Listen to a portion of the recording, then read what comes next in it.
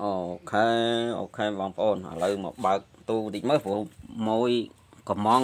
មកបើកកូនទូតិចមើលមានអីនៅសល់ខ្លះនេះអូទូ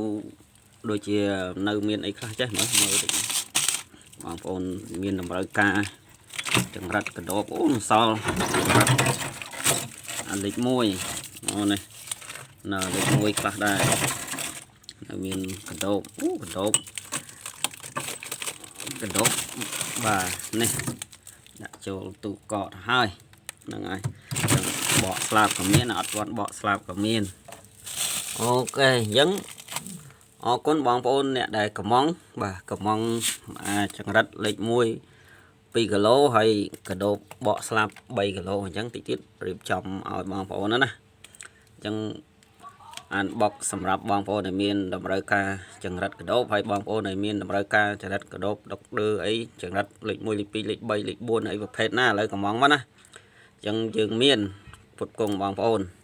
អរគុណហើយតាមឆាតមកតាមលេខ Telegram 06 44 20 × 19 066 44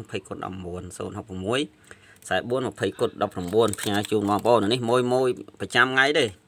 រៀបចំឲ្យគាត់បើកទាំងព្រឹកហ្មងនេះបាទមកយកទាំងព្រឹកមួយ